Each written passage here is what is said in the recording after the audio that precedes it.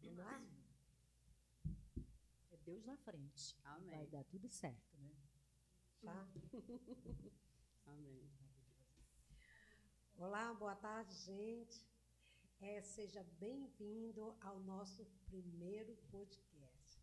A gente está aqui num momento muito especial, até porque o momento é especial, né, Mônica? Exatamente. Boa tarde a todos. É com muita satisfação que a gente está apresentando para vocês esse nosso primeiro episódio, né, no nosso Prosecast, que é apresentado por mim, Mônica, e pela Áurea também. Então, esse momento ele se torna bem mais importante porque nós vamos falar de política, vamos falar de mulher na política, né, Mônica?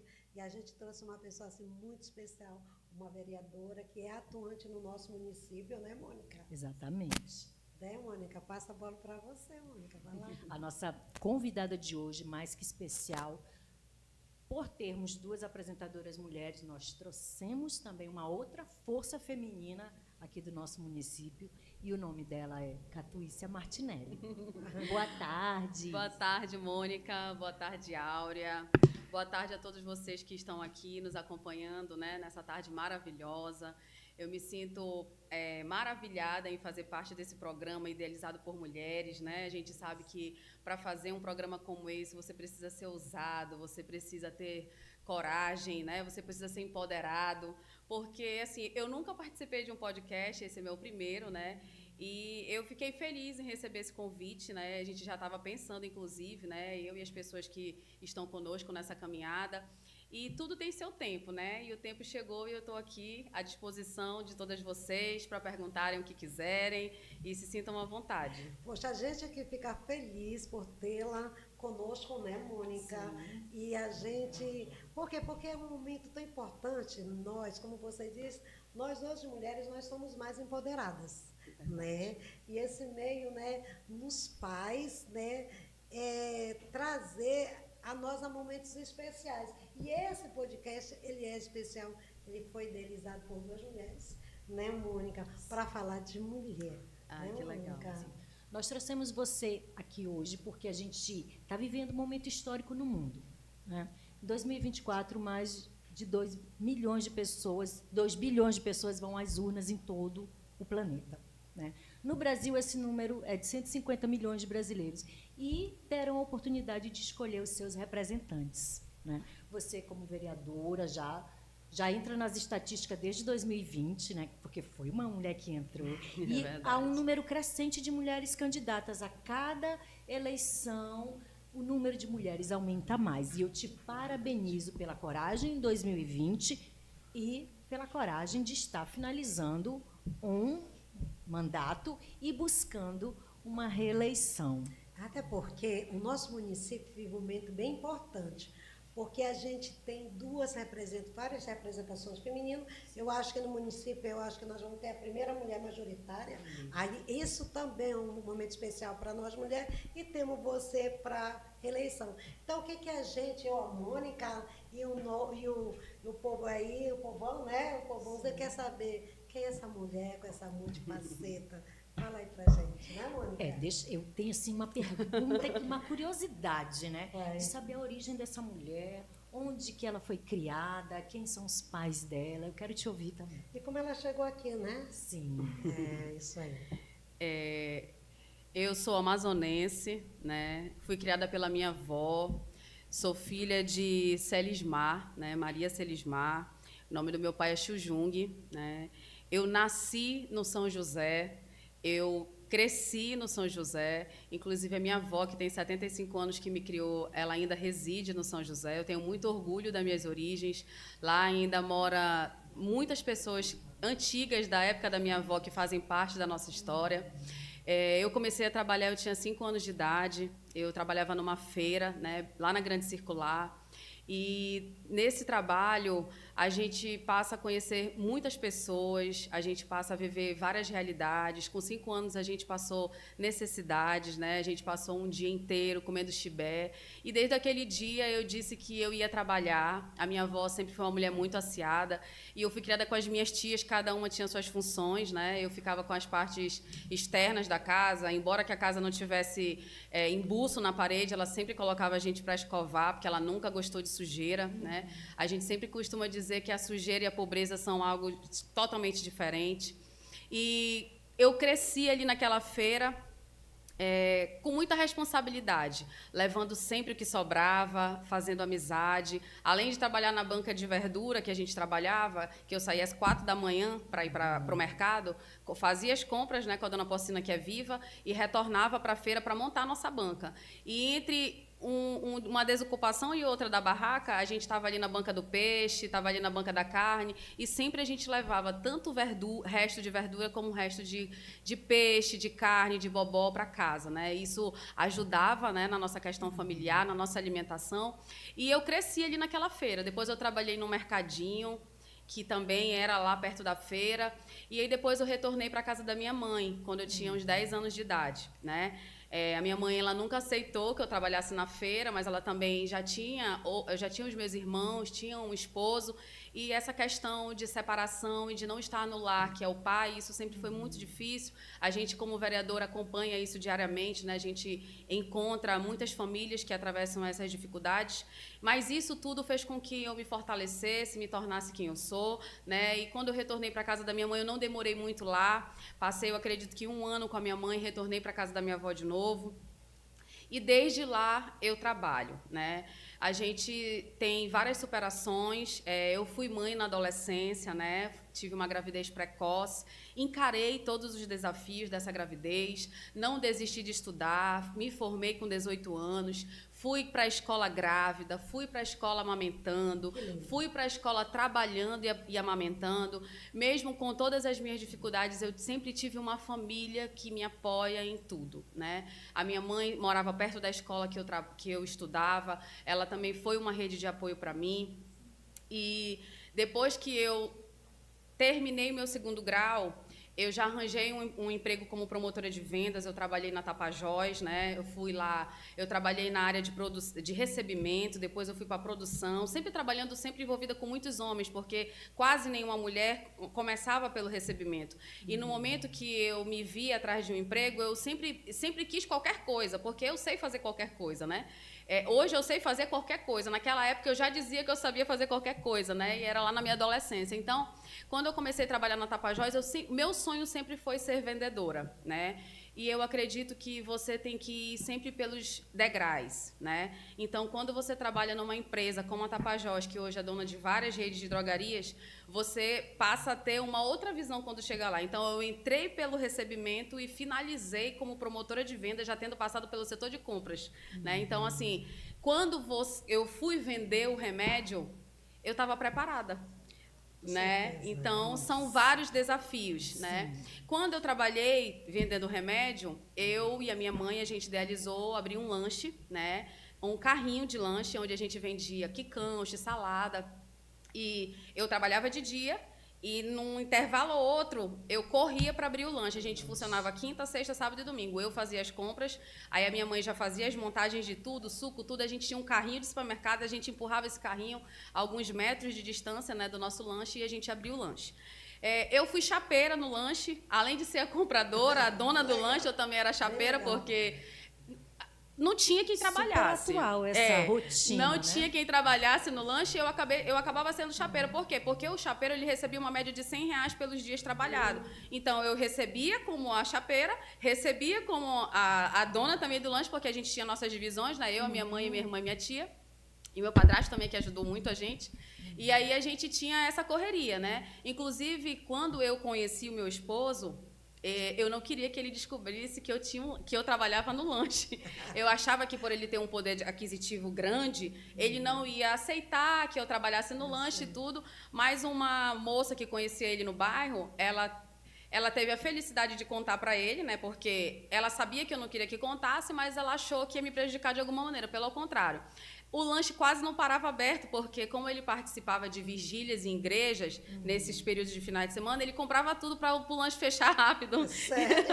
Ajudou muito, Então, né? ajudou muito. Ele, na verdade, ele sempre pediu de Deus uma mulher oriental, né? Ele já tinha trabalhado com uma mulher oriental. Sério? E quando a gente se conheceu, no primeiro dia que a gente se conheceu, ele disse: você vai ser a minha esposa e nós vamos ter um filho. E o nome dele vai ser Dux. Né, que era o nome do nosso filho. E eu até disse assim, meu Deus, esse homem é um doido, né? Me conhecer no primeiro dia, já me beijou e disse que eu ia ser a mulher dele. E desde aquele dia a gente está viva junto até hoje. De casamento Nossa, mesmo, né? Né? Então, Muito assim, a gente legal. tem uma história, né? 20 anos junto, é uma história de vida. O Martinelli, ele é o meu maior incentivador. Eu acredito que se eu não tivesse um marido como ele, eu não seria tão corajosa como eu sou, né? Porque eu já era corajosa. E aí ele chegou para completar. Porque eu acredito que a maior segurança de uma mulher é ela mesma. Ela precisa ser segura dela, né? A gente acredita nisso. Mas quando você encontra um parceiro que acredita em isso é ti verdade. mais do que tu mesmo, Com certeza. supera tudo, né? Porque a gente acaba... Isso te dá uma força incrível, né? Incrível, incrível, Com né? certeza. E assim, quando eu conheci o Martinelli, ele sempre teve sonhos de entrar na política.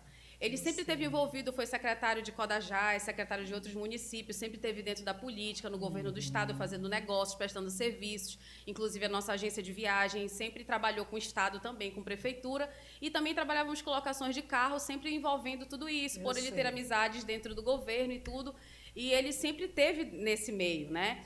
Quando eu conheci ele, ele ainda participou em Manaus de campanhas para vereador e para deputado, eu sempre ali junto também, vivendo com ele o sonho dele, porque eu acho que não tem coisa melhor do que essa parceria, né? É a gente sonhar o sonho do outro, é que nem as mulheres, é a gente pegar na mão da outra mulher e saber que ela junto contigo ela pode fazer com muito certeza, mais, é verdade. né? Na política não é diferente. Hoje eu estou lá na Câmara, nós somos 13 vereadores, eu sou a única mulher, para mim é uma honra, né, ter sido eleita em Rio Preto da Eva. Eu já estou aqui há 9 anos em Rio Preto.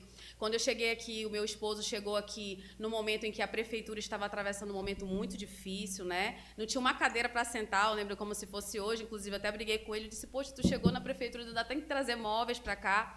Mas aí ele veio para cá, participou da transição, e eu sempre acompanhando ele.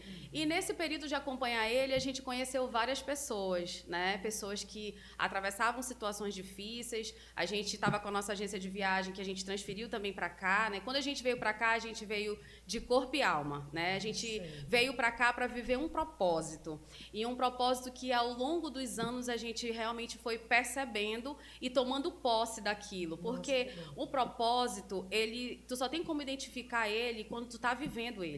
Tu não tem como saber que aquilo é um propósito, porque o mundo espiritual, ele não é para qualquer um.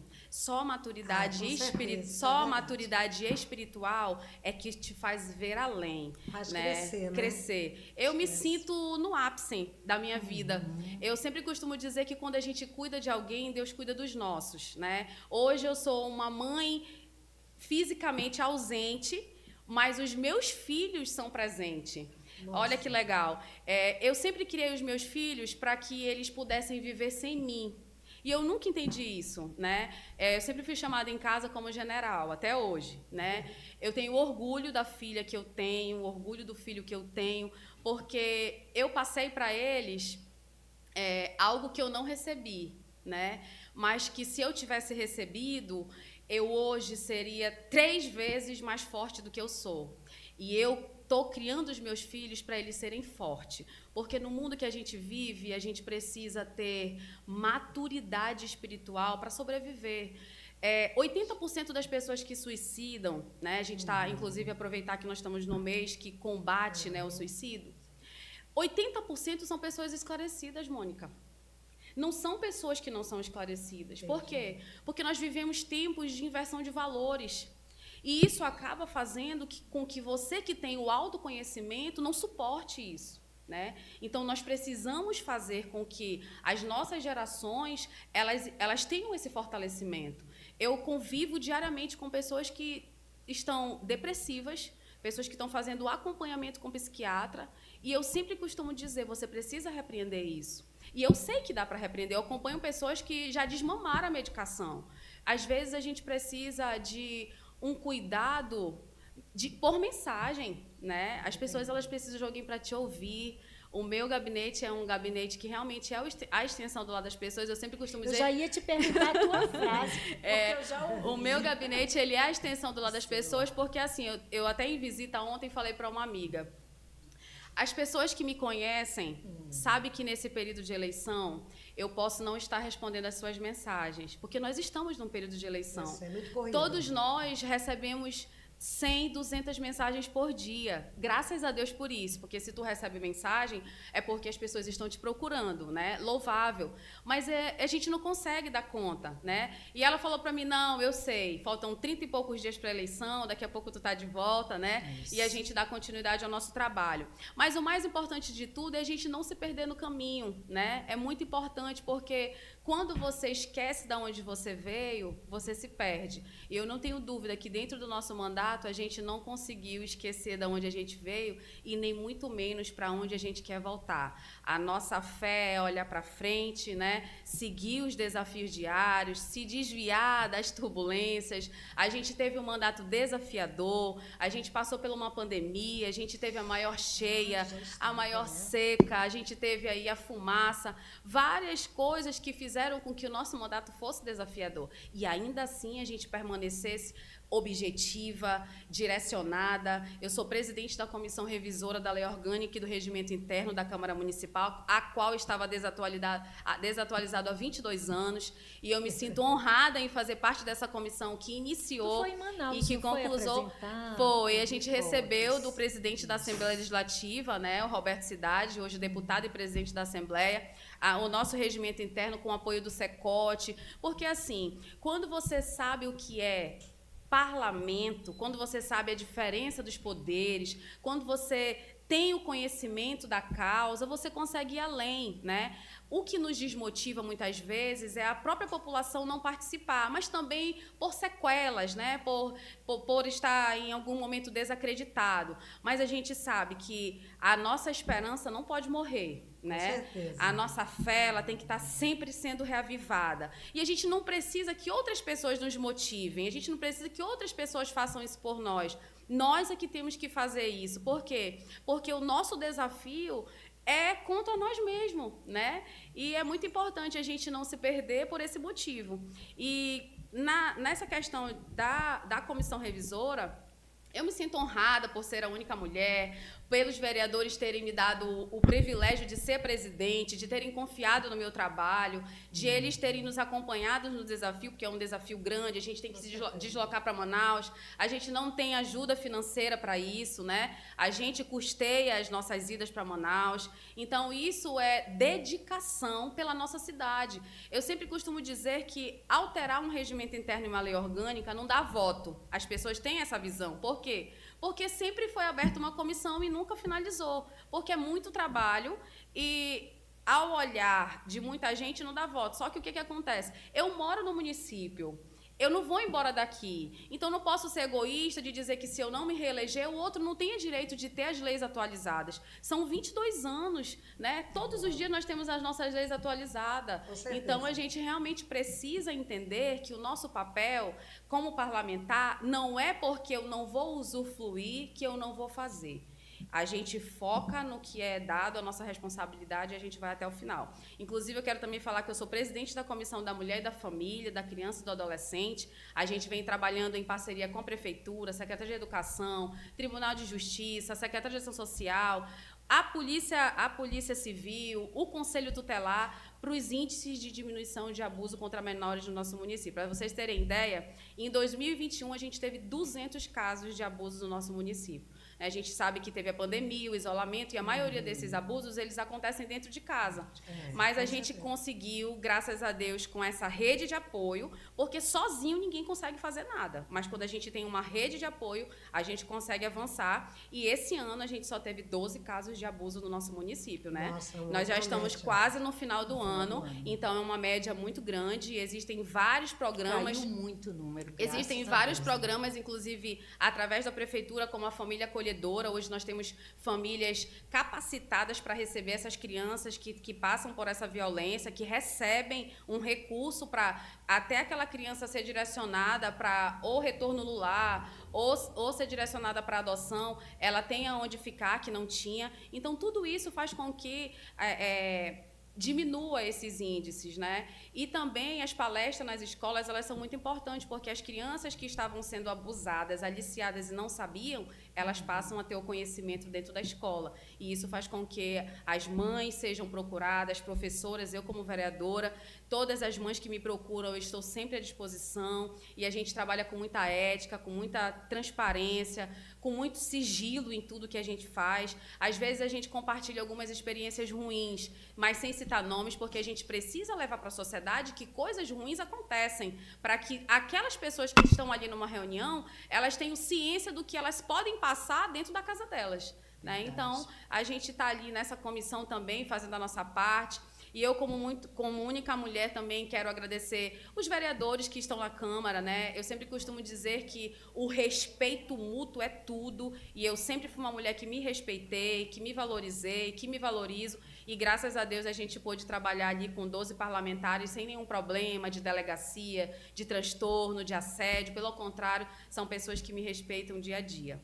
Olha que bacana, Que bacana, gente. né? Nossa, Anotaram mãe. tudo porque eu não tive tempo de processar. Mentira. Gente. Na verdade, assim, ela vai falando, né? Falando lá da história dela de criança, passa na minha mente um filme daquela criança de 5 anos tendo que trabalhar com essa mulher. Com tanta responsabilidade. Porque, né? Tudo começou lá. Quando ela se viu sozinha, quando ela se viu sem alimento, quando ela se viu sem a rede de apoio, que hoje ela se propõe. Gente, que fantástico. Muito sabe? Para mim já fantástico veio mesmo. tudo, veio completando. Sabe? A história dela veio se completando ao longo da tua vida. Veio se preparando para isso, né? É isso aí. Olha, eu fiquei escutando, e a tua história ela é muito parecida com a história de muitas mulheres, né? Sim. Eu quero que tu fale pra gente como é o teu dia a dia, quais os obstáculos, quais os teus projetos que tu tem na Câmara. Tá. Fala desse trabalho que, mostrando a guerreira que você é, porque a sua história de vida já dá auto se perceber que a gente aí tem uma grande mulher, né? Aí dentro da Câmara Municipal. Então, fala dos teus projetos, né? Fala dessa criação desses projetos e como você está implantando e quais os teus futuros projetos. Quando eu cheguei no mandato, eu passei a visitar a PAI, né? Eu sempre tive esse desejo de visitar a PAI. E em 2009, quando eu engravidei do meu filho, Dux Abraão, inclusive fez 15 anos agora, eu até entreguei para ele a pasta dele, né, da nossa gestação. O meu filho, em 2009, ele foi desenganado. E eu vivi um processo muito doloroso na minha gestação. Graças a Deus, ele é fruto de fé, é um milagre vivo, mas eu pude sentir na pele o luto no diagnóstico. Então, eu comecei a visitar várias maternidades, várias UBS, né, na cidade de Manaus, na qual eu residia, e eu senti muita dificuldade, né, porque o meu filho ele teria que usar uma válvula na cabeça. Essa válvula, na época, custava uns 56 mil reais, estou falando de 15 anos atrás, e eu consegui encontrar mulheres dentro da maternidade com esses bebês, esperando há 5 anos essa válvula. E eu me vi no desespero muito grande, porque eu tinha condição de comprar aquela válvula, mas eu cada vez que eu me aprofundava no que ele poderia vir com aquele problema, eu comecei a encontrar essas mulheres com essas dificuldades. Inclusive, quando meu filho nasceu, ele tinha que fazer uma ultrassonografia que chamava transfontanela. E essa ultrassonografia ela era difícil, tinha gente mais de 6 meses na mesma maternidade aguardando essa ultrassonografia. Mas, graças a Deus, a gente já tinha ali tudo preparado para o meu filho nascer e a gente conseguiu fazer ele, tanto é que ele fez a transfontanela dia 1º de setembro de 2009, ele nasceu dia 31, e no outro dia ele já conseguiu fazer essa ultrassonografia. Então, quando eu vivi tudo isso, eu não sabia para que era. Era já Deus me preparando para esse momento. Por isso que eu notei na tua história. Para esse momento. E eu não teria capacidade emocional. Eu não teria, que não é maturidade emocional para lidar com essa causa, é capacidade. ela vai além da maturidade, porque só sabe quem passa, né? Com certeza. Então, eu tive que passar por esse processo para hoje ser uma rede de apoio para alguém. E eu me sinto muito feliz em fazer parte disso. Esse ano nós tivemos uma ação, inclusive, né, a qual eu participei também, onde a gente teve aqui no nosso município um neurologista, que ele atendeu 42 crianças, né? Nós tivemos 37 crianças laudadas. Para vocês terem ideia, a pessoa de mais idade que pegou esse laudo tem 27 anos. Nossa. Né? Então, nós temos ali pessoas que não são aposentadas, que não recebem o benefício justamente por conta dessa consulta que não é fácil, né? A consulta no neurologista. E hoje, dentro do nosso gabinete, a gente tem um trabalho, né? A gente acompanha tanto em conseguir a consulta no neuro, quanto acompanhar essa mãe quando ela volta para casa com laudo. Porque há uma dificuldade, né, para a mãe, há uma... Como é que eu posso te falar? Há um desafio dela achar que ela não vai dar conta. Mas nós estamos aqui dentro desse mandato para dizer que ela vai dar conta. Nossa, e que ela ainda pode lindo. contar Muito comigo para que ela consiga dar conta. A gente precisa trocar essas experiências para que a gente se fortaleça, né? Porque, assim, se hoje tu tem um filho autista, ele vai tomar a medicação dele, a gente tem lutado pela inclusão, ele vai para a sala de aula, ele vai ter um auxiliar de vida, ele vai receber o BPC, a mãe vai ter uma qualidade de vida melhor para ele através daquela renda e ela vai conseguir aí dar continuidade no tratamento dele no decorrer do tempo. Inclusive, a gente já teve sentada com a futura prefeita de Rio Preto, ela tem alguns projetos sobre isso, que trata da inclusão, que trata da contratação específica de fonoaudiólogos, que é muito importante para essa área, para esse processo. E isso é uma bandeira que a gente vai continuar levantando, sem dúvidas, até porque dentro desse mandato houve vários desafios, até na questão mesmo de liberações de verbas, né? E a gente vem aprendendo, né, a questão dos espaços multidisciplinares, os apoios dos senadores, a ampliação da nossa própria APAI, né, que isso já é uma luta de tempos que a gente vem fazendo, já enviou vários ofícios, mas como eu falei para vocês, a gente teve um mandato desafiador. Nós não imaginávamos que haveria pandemia. Tudo era focado para a pandemia. Oxigênio, a medicação, a ivermectina. Logo, praticamente parou tudo. Paramos. O mundo, né, o mundo parou. O mundo parou. Exatamente. Né? A gente, graças a Deus, continuou trabalhando dentro das nossas possibilidades, fazendo políticas públicas para que o nosso município continuasse mantendo as medicações, porque a gente sabe que muitos lugares faltaram e Rio Preto foi uma referência nessa questão dos kits que foi disponibilizado através da prefeitura, e isso fez com que a gente tivesse uma postura diferenciada, porque a partir do momento que você está dentro de um problema e você consegue não lidar com o problema, que era um vírus que a gente não enxergava, mas que a gente consegue estabilizar para que o nosso município não esteja tanta fatalidade como, graças a Deus, aconteceu, né? A gente conseguiu ali estabilizar, não ficamos sem oxigênio, e isso foi algo que todos nós vencemos, né? Porque ninguém esperava, e não foi só no nosso município, foi no mundo, né? Então, dentro do nosso mandato, a gente também tem trabalhos na zona rural, através de associações, a gente já destinou várias emendas para várias associações. Em específico, agora eu vou falar aqui da Associação das F9, que é uma associação que são um dos maiores produtores de banana do nosso município. Inclusive, a nossa primeira emenda que nós mandamos para ele ano passado, chegou na hora mais certa que vocês podem imaginar. Eles perderam 80% da produção de banana. Nossa. Por conta da estiagem.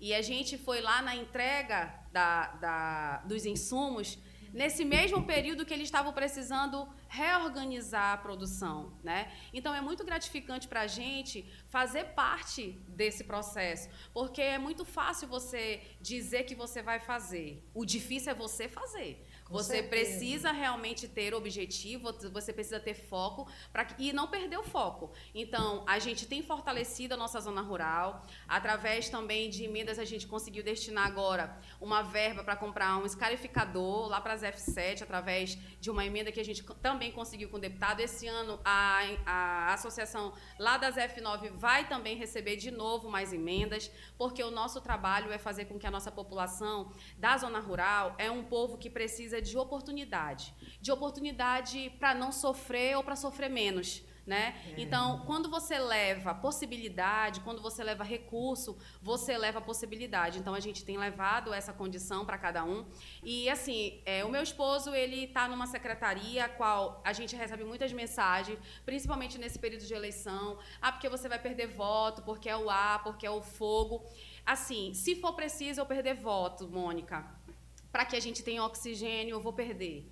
A gente vai lutar para que a fumaça seja mantida em você realmente não poder fazer o fogo, né? A gente vai trabalhar para isso. Mas a gente também está trabalhando em políticas públicas para fazer com aquele camarada que vive do carvão tenha a oportunidade de se tornar um piscicultor através de um tanque de peixe, através de você conseguir alevino pelo IDAM. Tem muitas parcerias que você pode fazer. Então, fortalecendo a associação, Hora Máquina, para que seja disponibilizado para os associados. Esse é um papel, porque é muito fácil você dizer não desmata, mas é muito fácil queima, né? Você dizer não queima. É difícil você levar para a pessoa essas leis, porque quem cria essas leis, elas precisam também criar leis para as pessoas que vivem daquilo, né? As políticas públicas, muitas vezes, elas não passam do papel, né? Auxílio isso, auxílio aquilo, auxílio isso, auxílio aquilo. No final, quando a gente conhece a pessoa que realmente vive daquilo, ela não recebe. Então, nós estamos aqui para viabilizar isso, para orientar isso e para trazer recurso para que ela possa sair de ser um serrador de madeira para que ele seja um piscicultor. Para a gente, hoje, transformar ele no piscicultor não vai ser difícil. Assim como também não vai ser difícil ele também ser um agricultor, né? A gente conhece tantas pessoas que vivem do couve, do cheiro verde. A gente visita aí inúmeras plantações que, inclusive, estão aqui no sábado, né? Na feira do sábado, que estão nos supermercados daqui e também em Manaus, né? Pessoas que vivem disso. E o peixe, tu pode fazer tanque para te comer e para te vender. Então, a gente não vai deixar o nosso... economia doméstica, né? A gente sabe que nós temos também um programa na prefeitura que é o Peixe na Mesa. Tudo isso faz com que o piscicultor tenha mais oportunidades. E eu acredito que a forma que é feita, inclusive eu estou até com o ex-vereador que nos ajuda, que é o seu James, conhecido como Peixe Agulha. Ele é uma das pessoas que é técnica nisso, ele tem nos acompanhado na zona rural, ele tem ajudado a estabilizar, tirado a dúvida das pessoas, porque você precisa não só tornar o camarada um piscicultor, quando tu vai lá, tu fura um buraco para ele e acha que ele já tem um tanque. Não, é todo um processo. São Existem técnicas, né? são três...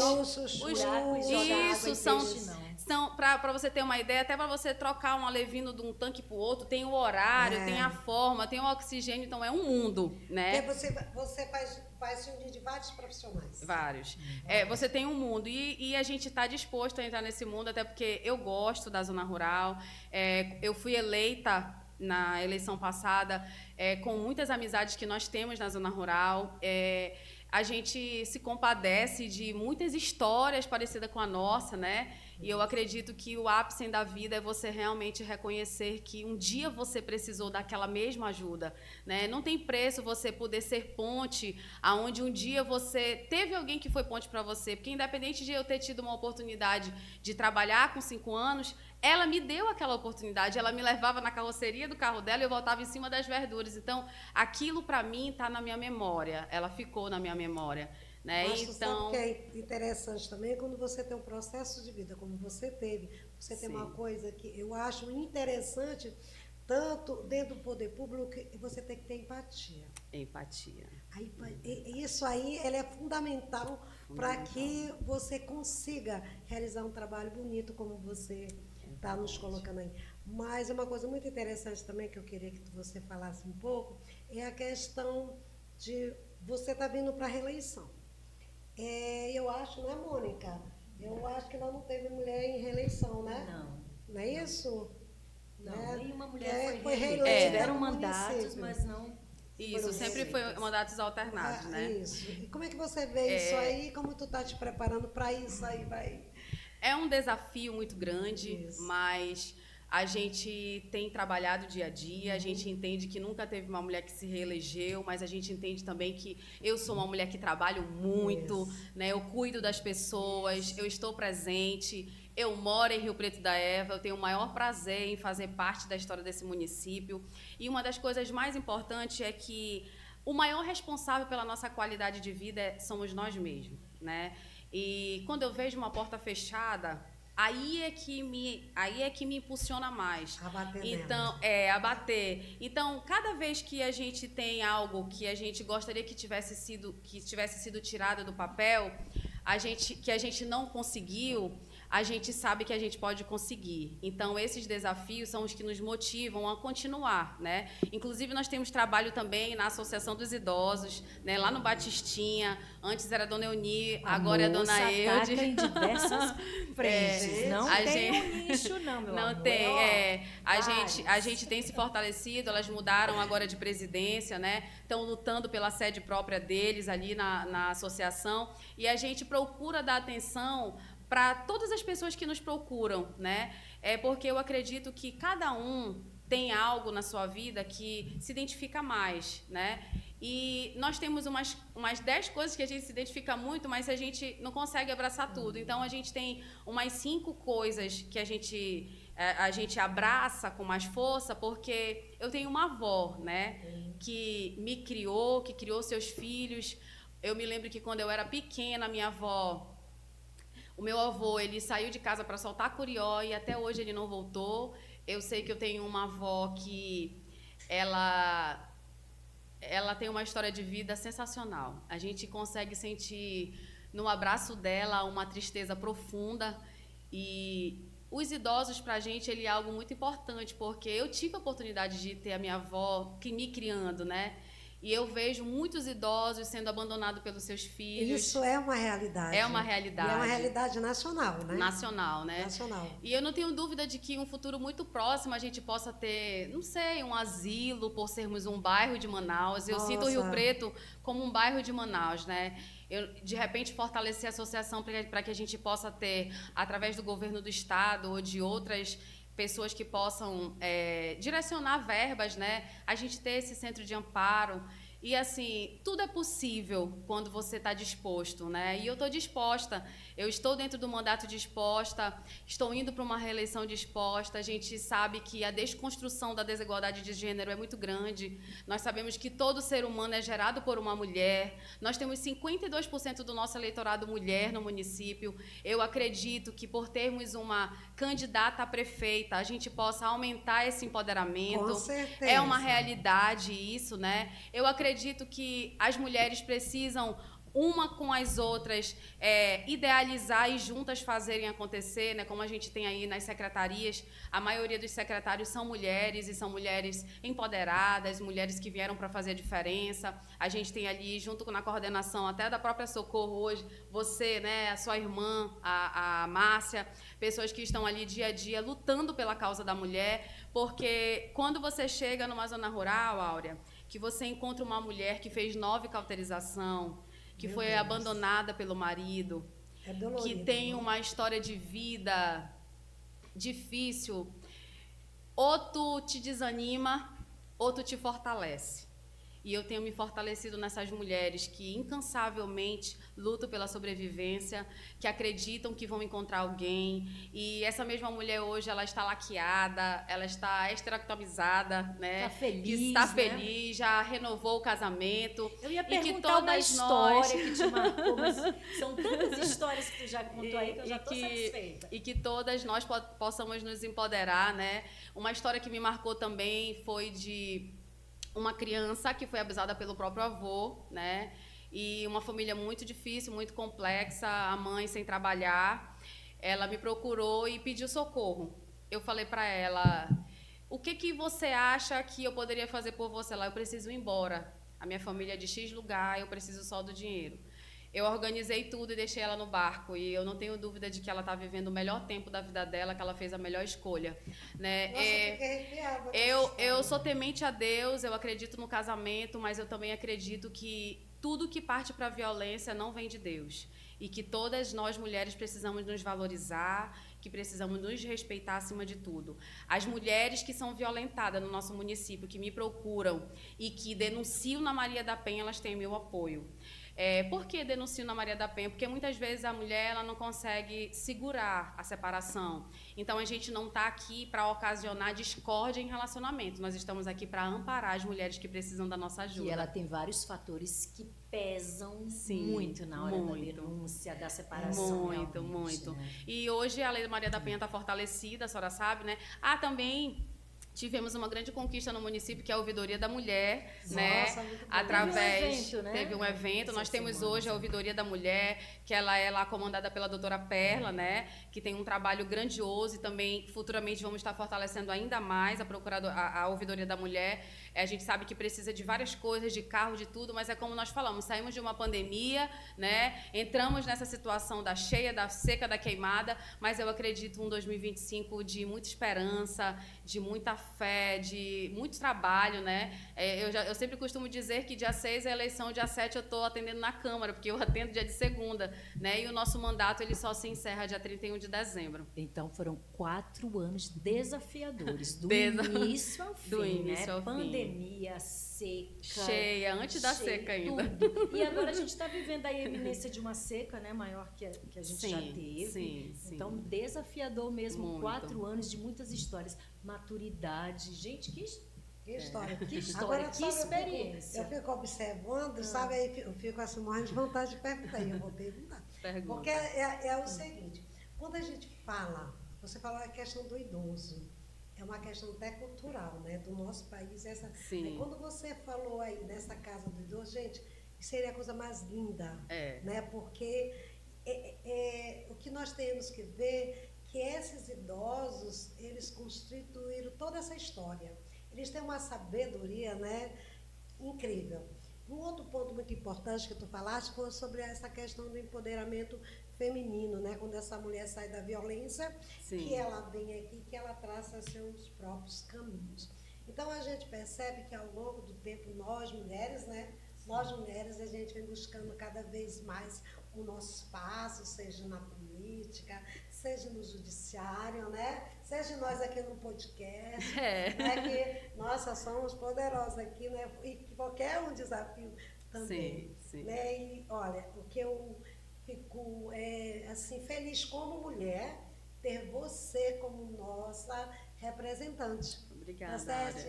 E eu queria muito que você falasse, sabe, do teu projeto em si, para esse novo mandato. Porque, sinceramente, eu torço que haja um novo mandato, até para a gente quebrar isso, né? Sim. E dar esse passo que nós, mulheres, né, precisamos, porque nós ainda temos muito que caminharmos, tenhamos muito que conquistar. Não é que nós queremos ser, digamos assim, disputar com os homens. Não é isso. Nós só queremos o nosso espaço. Não é sobre disputa.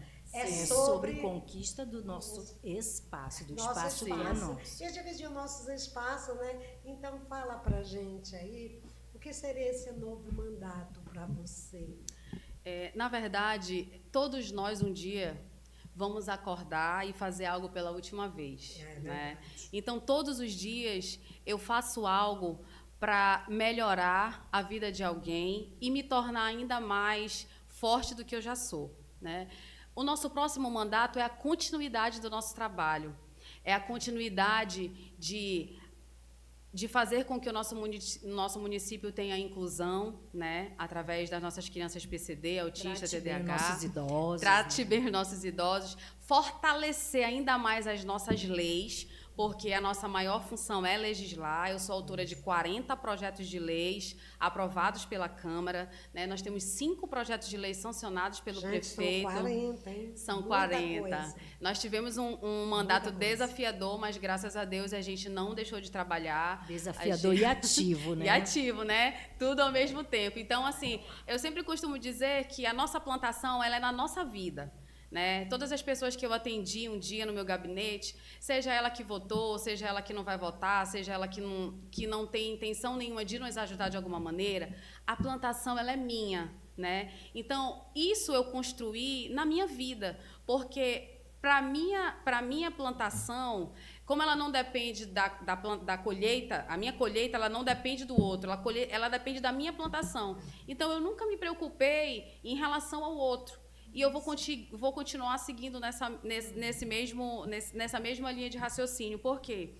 Porque se você pode fazer a diferença na vida de alguém, você tem que fazer hoje. Tem muita gente que eu conheço que diz assim, se as coisas melhorarem, eu vou fazer. Não vai fazer nunca. Você precisa fazer na sua condição, agora, né? Fazer o melhor com o que você tem hoje, na condição que você tem. Então, essa é a nossa bandeira. E assim, a gente tem muitas ideias e a gente tem muitas propostas, mas essas propostas elas só são possíveis se uma rede de coisas também nos estender a mão.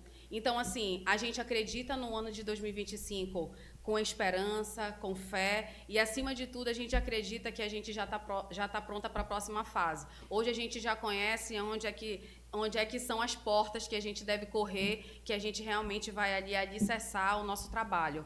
Entendeu? Na verdade, a senhora é diferenciada, porque a senhora vem caminhando e se preparando para o próximo salto, para o próximo ela já nasceu se preparando. Exatamente, ela já nasceu se preparando. Já nasceu e assim, preparando. o que eu acho interessante na fala dela, eu fico aqui com meus pensamentos, né? O que eu acho interessante assim, o empoderamento da mulher é isso aqui. É isso aqui. A força está em mim. A força não está depende em do mim. O outro vai me dar uma ajudinha, mas a força está em mim. Eu tenho que querer. Sim. Esse empoderamento nasce dentro de mim. É A rede de apoio serve. Claro que se eu tiver fraquinha, né? Se eu for ali Sim. uma plantinha fraquinha, sem água, o empoderamento vai servir para me fazer Sim. crescer. Mas essa é a imagem do empoderamento. Uma Isso. mulher que vem se preparando, que quer lutar, que ataca em diversas fontes. Eu ia até perguntar assim, a vereadora dorme? Porque ela não falou de dormir. Ela falou de trabalho, da vida, e desde criança. Como é a rotina dessa mulher? A vereadora, ela tem um despertador interno. Ela acorda às 4h40 da manhã, é incrível. Desde pequena eu acordo esse horário. Mas quando eu conheci meu pai... Desde os 5 anos para isso, Mas quando eu conheci o meu pai, que eu pulei essa parte, eu tinha 2 coisas que eu queria perguntar dele. Eu queria saber se ele tinha... alguma coisa que só ele tinha, né? Se ele tinha identificado isso. E também queria saber de onde eu era, né? O meu pai ele é da China, né? É da cidade de Mongólia, né? E eu não sabia. E ele me disse que ele acordava todo dia às 4h da manhã. Então, eu acredito que eu deva ter herdado dele.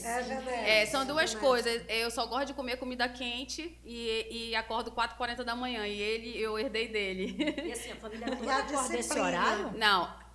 O Martinelli acorda junto comigo esse horário, 4h40 da manhã. Tu és disciplinada. Disciplinadíssima. O meu filho sempre estudou de manhã, porque a gente sempre gostou. É uma característica dos orientais. Sim. Essa disciplina.